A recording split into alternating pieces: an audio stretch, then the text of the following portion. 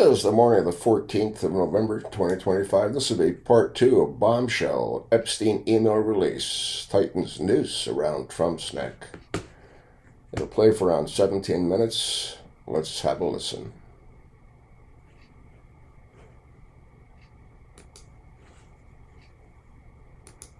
In the story or of his relationship. And then after the Access Hollywood tape incident, where Trump says, when you're a star, they let you do it. You can do anything, grab him by the pussy. His relationship with Epstein goes unmentioned. And it's not brought up until years later. So I want to note that there was, so the media really was the dog, another dog that didn't bark here. Yeah, no, and it's a curious thing. I mean, this is a story that has now been This simple but brilliant device is helping seniors. Ad just popped up. That's what happens when I do something else. They throw these stupid ads at us. But I'll get rid of this. This has been 6 years on this story. Obviously, before the election, I released tapes of Epstein talking about his relationship with Trump, thinking that would land with explosively in the days before the election. It did not, and I've always been confused and about why there would be resistance to this story. And let me say another interesting thing is this story kind of cleaves down the middle. It has been a viral story online, in social media, and it has been at best a very muted story in traditional media. Why that should be the case, I assume partly it's because there's a general establishment distaste for Epstein, and then on top of that, of course, a fear of Donald Trump, especially in this second administration, when he has so consistently been willing to sue media organizations and to damage them and their parent companies in ways that are frightening and threatening. Yeah. Let me ask you now about another email. This is August 23rd, 2018, and Epstein writes Kathy Rumler, who is the former White House counsel for President Obama. And Epstein writes, I know how dirty Donald is. My guess is that non-lawyers, New York biz people have no idea what it means to have your fixer flip. And he's clearly referring to Michael Cohen. Yeah. And, but he's maybe referring to other incidents as well when he says he knows how dirty Donald is. And I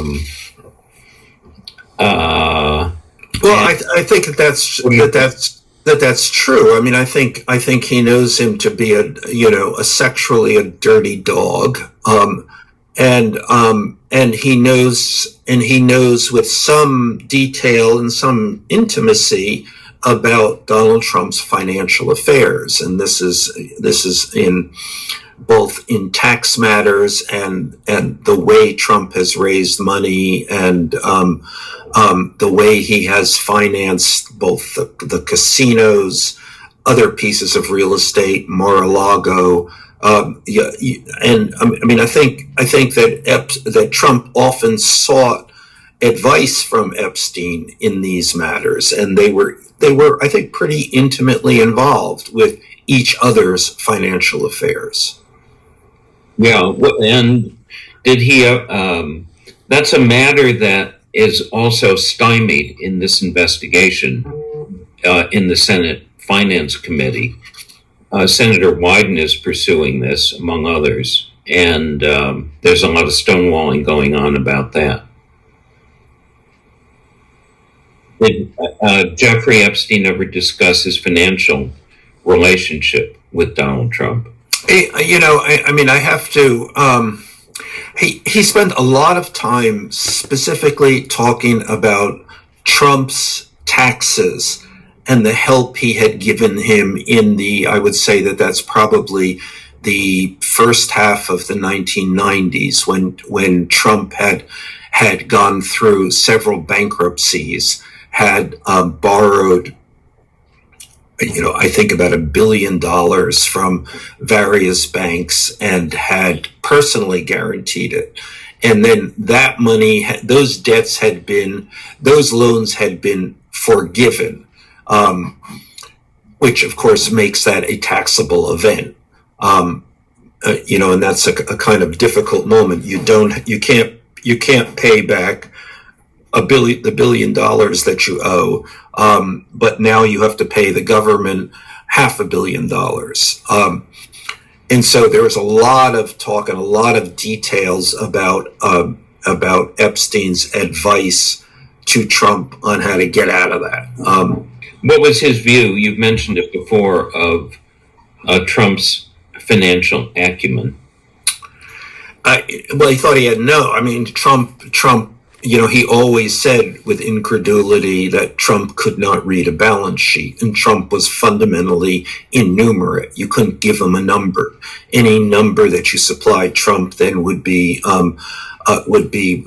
bent out of shape, and by a factor sometimes of 10 or 100, or you just couldn't have a numbers discussion with Trump. Yeah.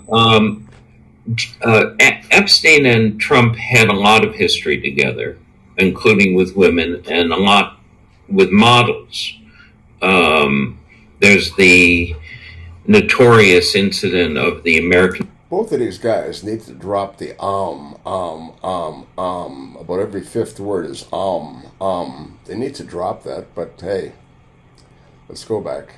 Beauty Calendar Girls event at Mar-a-Lago in 1992, where there are only two guests, Epstein and Trump, and one of the models says it was disgusting, and there's a description of Trump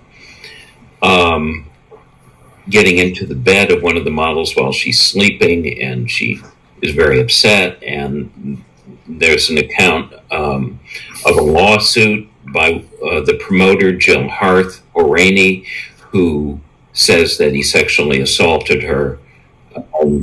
So I assume Epstein knew a lot about the history of Trump's sexual assaults, which are, numerous. Numerous, and he knew, if not all of them. Maybe he did know. He and Trump were, number one, often, if not always, together.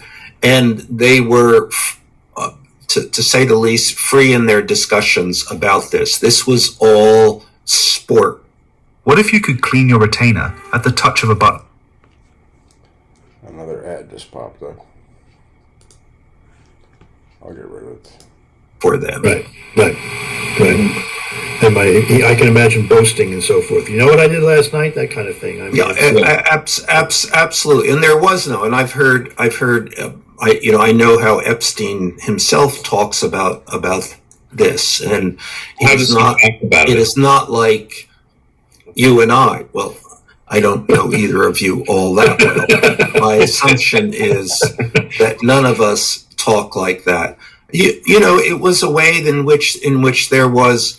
The discussion was that there were no rules. Rules did not apply. That this was all, at some level, profoundly humorous entertainment.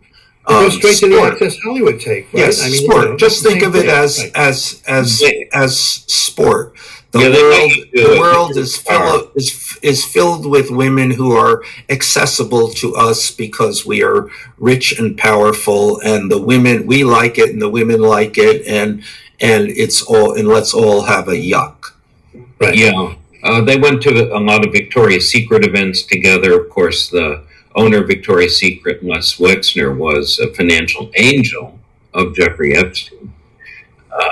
There were a lot of models there, and there was a third man named Jean-Luc Brunel, who was a famous manager of models, ran a Paris agency, and Epstein partnered with him in creating a model agency based in Miami called MC2. That was and there were a whole set of interlocking model agencies, ID models, and then there was Trump models. Model T. This was, as we've discussed before, their fundamental interest. This was a kind of currency. It was a currency of status. It was a currency of social climbing, and maybe it was the currency of what model agencies made. I have no idea about their finances. Yeah. Did in your conversations with Jeffrey Epstein, did he discuss Jean-Luc Brunel, who himself, after Epstein's death, also was found hanged in a cell? Arrested for rape and human trafficking. He didn't, or if he did, it was tangential, and I don't remember. I think Epstein was fairly compartmentalized in what he wanted to say. I think by that point, and this was, I was spending time with him after he got out of jail. I think he was trying to do an amount of whitewashing of his associations, and I think the modeling phase was something that was. I think he understood that was at this point in time, and this was after 2014, problematic. Yeah, there's a famous photograph of Trump, Epstein, and Brunel together. So they certainly all had relationships, and there are photographs of Brunel with Ghislaine as well. They're yucking it up. Back to Ghislaine and her response, in which she says that basically she's thinking about it. I've been thinking about that to Epstein about the dog that didn't bark is Trump. She testified when Todd Blanche, the Deputy Attorney General, came to see her in the Tallahassee prison, and then before her transfer to Club Fed in Texas, that Trump was a perfect gentleman. But she's in this email thinking about the dog that didn't bark. She knows a lot. Yeah, no, and I think it's an interesting aspect of this. I don't see, now I've said those, I've prefaced many things about Trump with those words. I don't see how he can do the following and then he does it, but I don't see how he can pardon Ghislaine now. That would seem a monumental bridge too far, but then that also puts him in the difficult position that if he has, as I believe, made a deal with Ghislaine, and if he breaks that deal, and I think Ghislaine and her family are in the position to leak a lot of stuff, and point their finger in a lot of rich directions, that's a problem for him. So I think on both sides, this is a problem. Can't pardon her, can't not pardon her. Exactly. I might take that risk. They certainly can't prosecute her for perjury in that that deposition. Because I'm sure they can't, because I'm sure they wrote the script for her. Right. Yeah. So, what you wrote to Jeffrey in one of the emails about Trump lying has proven to be a constant truth. Trump, as far as I can find, made his first statement about his relationship with Epstein after his suicide, and replied about him, "I had no idea." That's the quote. And he's denied it ever since. Right, and that of course there's a quote, and I believe it's about 2003, Yeah. 4, somewhere in there, where he spells out exactly the idea he had, and with some jocularity. Right. Yeah. Yesterday, after the emails came out, including yours with Epstein, he tweeted, and I'm quoting, "The Democrats are trying to bring up the Jeffrey Epstein hoax again because they'll do anything at all to deflect on how badly they've done on the shutdown and so many other subjects. Only a very bad or stupid Republican would fall into that trap." So he continues his cover-up of his relationship. Right, and remember, Trump, a man of simple language, hoax is always a giveaway that it is. But it's not a hoax. Yes, exactly. Right.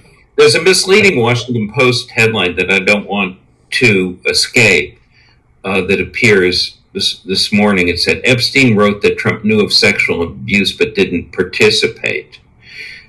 They're talking about the massage. He didn't get the massage. Yeah, but that means he did nothing. Trump certainly participated. Well, the in Washington a lot Post, and the Washington, this is one of those interesting things that we know and can now chart. The Washington Post will go out of its way to bend over backwards to give a tip of the hat to Donald Trump, that this is a Jeff Bezos thing. This is transparent. Mm-hmm. I mean, and also, again, part of that traditional media. I mean, I thought the New York Times's coverage of this, including its coverage of me, was very skeptical about all of this, not taking this very seriously in any way.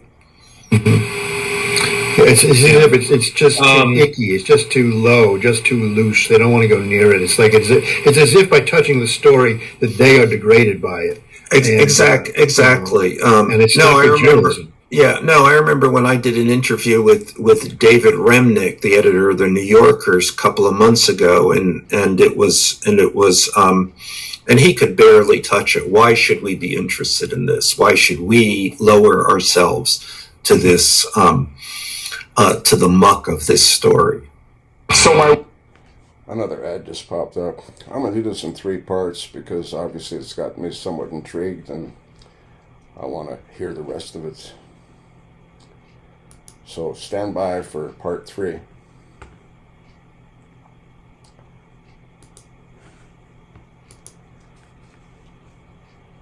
And thanks for listening.